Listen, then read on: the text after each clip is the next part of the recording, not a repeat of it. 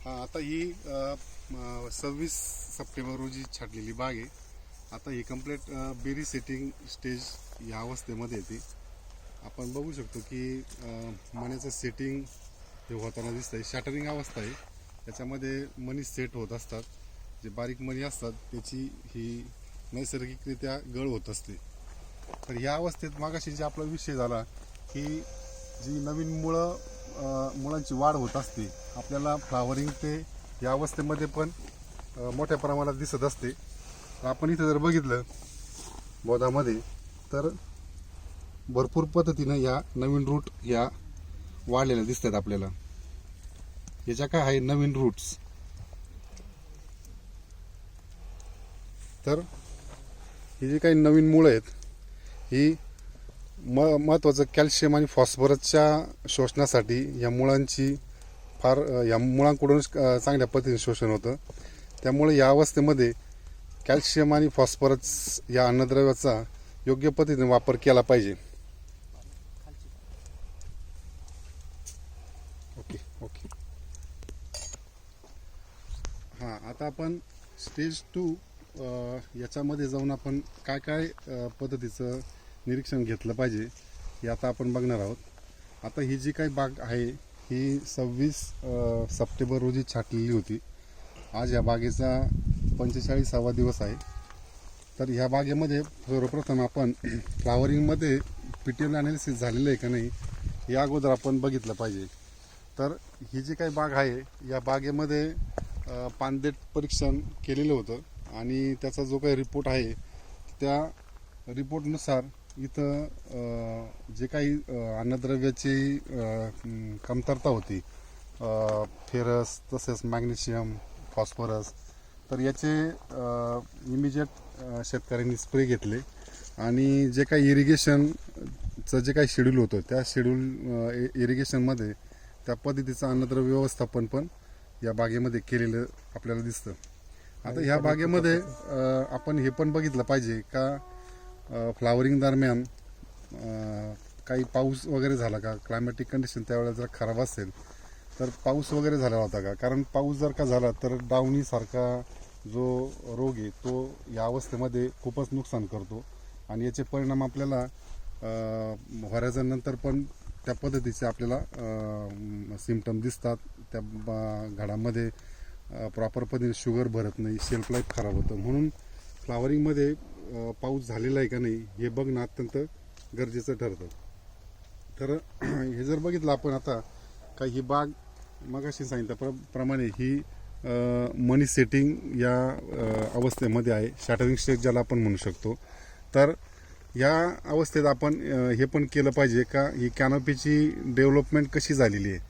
साधारणतः आपल्याला जर का चांगल्या गुणवत्तेची जर बाग बनवायची असेल तर घराच्या पुढं हे कमीत कमी 12-15 पानं तरी असायला पाहिजे. आपण बघू शकतो की या घडाच्या पुढे जर बघितलं तर अशा चांगल्या पद्धतीची कॅनोपी डेव्हलप होते. अजूनही या बागेमध्ये शेंडा चालू आहे. थोडा नत्राचा वापर करून आणखीन आपण ही कॅनोपी वाढवू शकतो.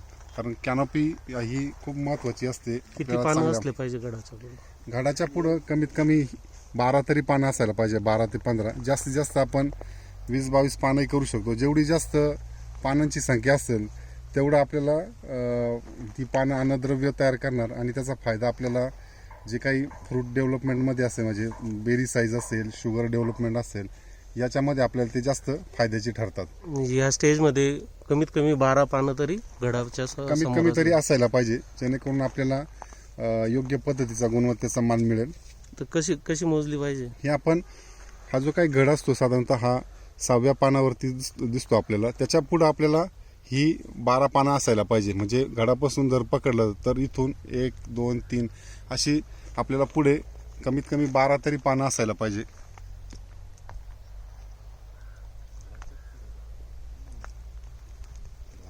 ओके हां. तर या अवस्थेमध्ये जसा डावणी महत्त्वाचा असतो, डावणीचं निरीक्षण करणं. तर दुसरी गोष्ट जी असते का आपण या अशी ह्या अवस्थेमध्ये थ्रिप्स, आपल्याला माहिती आहे का ही थ्रिप्स ह्या अवस्थेमध्ये खूप नुकसान करत असतं. ही अतिशय नाजूक अवस्था असते. या अवस्थेमध्ये जर थ्रिप्सचं जर का बागेमध्ये प्रेझेन्स असेल, उपस्थित असेल, तर तो 100% आपल्या त्या मण्याला इजा करत असतो. आणि आता आपल्याला दिसत नाही ती इजा, पण तो जसजसा मणी मोठा होतो तर त्या मण्यावरती आपल्याला त्या पद्धतीचे स्क्रॅचेस दिसायला लागतात, डाग दिसायला लागतात. म्हणून थ्रिप्स आपण चेक केलं पाहिजे.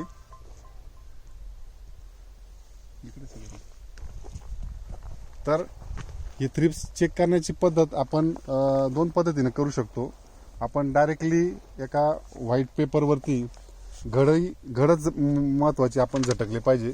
तर घड झटकल्यानंतर आपल्याला काही थ्रिप्स पडतात का आपण ते चेक केलं पाहिजे. हे थ्रिप्स आपल्या पिवळ्या रंगाचे असतात, अतिशय आकाराने लहान असतात. आपण ते चेक करून बघितले पाहिजे.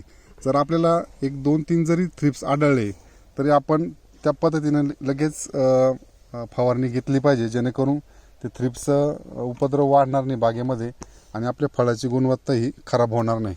तर याच्यामध्ये जर आपण बघितलं तर आणखी एखादा आपण घड झटकून बघू.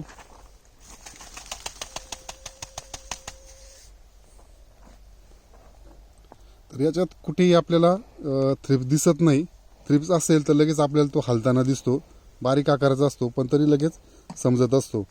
तर या बागेमध्ये कुठलंही थ्रिप्सचा इन्फेस्टेशन दिसत नाही. त्यामुळं आपण म्हणू शकतो की याला थ्रिप्ससाठी सध्या तरी काही फवारण्याची आवश्यकता नाही. हां, तर या स्टेज 2 मध्ये अशा पद्धतीचं आपल्याला 6 वेगवेगळे करायची आहे. आणि हे निरीक्षण केल्यानंतर आपण जसे आता सांगितलं त्या पद्धतीनं एकदम व्यवस्थित शांततेने एकच झाड नाही तर ॲटलिस्ट 5 ते 10 झाडं आपण प्लॉटच्या साईजनुसार वेगवेगळ्या ठिकाणी आपण याचे निरीक्षण घेतले पाहिजे. आणि ते निरीक्षण व्यवस्थित घेऊन आपण त्या पद्धतीने त्याचं जे काही त्याला मार्क दिलेले आपण त्या पद्धतीने ते मार्क देऊन आपण ही स्टेज 2 कंप्लीट झाली असं समजू शकतो.